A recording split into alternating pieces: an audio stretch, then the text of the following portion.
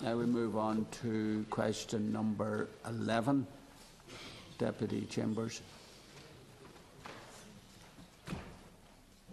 Minister, once again I'm asking the question in relation to the Air Corps whistleblower scandal. I want to know what your plans are this year to attempt to deal with that issue. Thank you very much, Ken Corlett. As the Deputy is in no doubt aware, Section 16 of the Protected Disclosures Act 2014 sets out confidentiality requirements regarding the protection of the identity of a disclosure. Therefore, it is not possible for me to go into detail in relation to any actions being taken on foot of any individual disclosure, so as to ensure that such individuals are confidentially, if not breached. However, as I have previously outlined to the Deputy and to this House, the health and welfare of the men and women of Óglain and Éireann are a priority for me and my department, and I fully committed to the compliance with the requirements of the Protected Disclosures Act 2014 and to the protections contained in the Act. To this end, I want to ensure that those making protected disclosures are reassured that where such disclosures are made in accordance with the legislation, that they are all and will continue to be dealt with in a thorough and fair manner. And I have made it clear to my department and the Defence Forces that the protections of the Act must be afforded to those who make qualifying disclosures under the Act. A single civil military protected disclosures office has been established in my department in which all protected disclosures are initially assessed. The office is also preparing updated guidance for issue of all both civil and military and protected disclosures. This office is something that I look for to make it to give the full and thorough review of all protected disclosures that come in and the recipients. Together, the single office and updated guidance should ensure a uniform approach to protected disclosures across the defence organisation.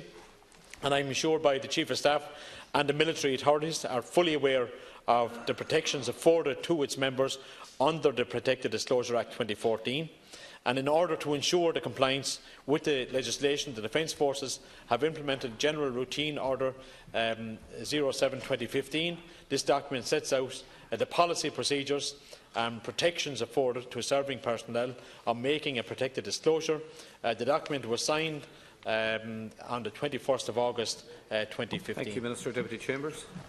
Minister, you seem to somehow be suggesting that your inaction is to serve the interests of those affected.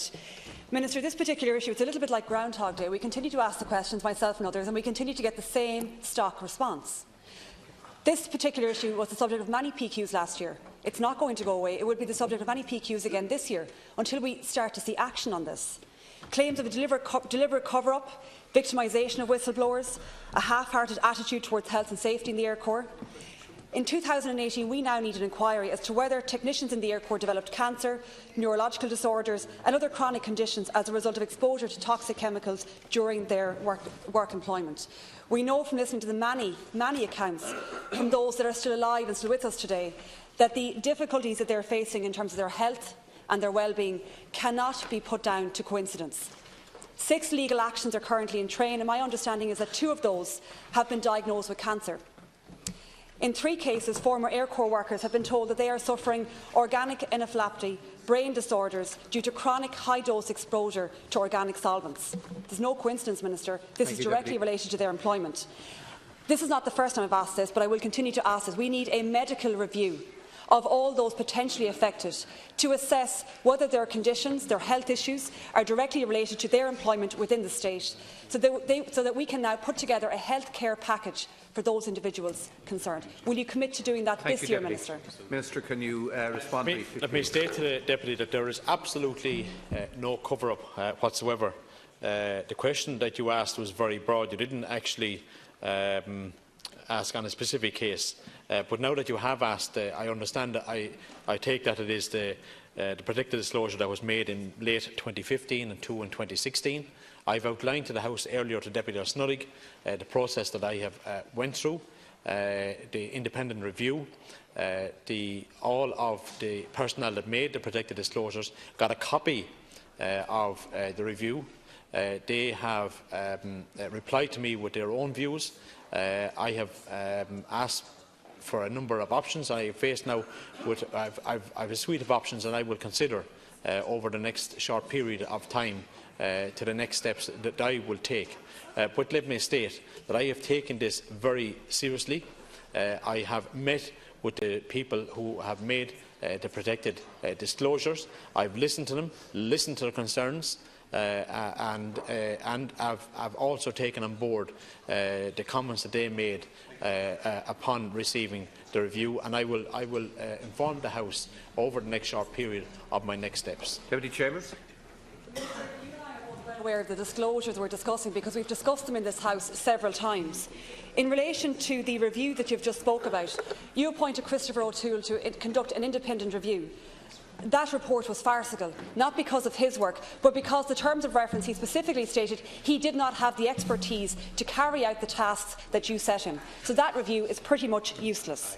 There is nothing preventing you from now conducting a medical review of those potentially affected. Nothing in the disclosures legislation to prevent you from doing that.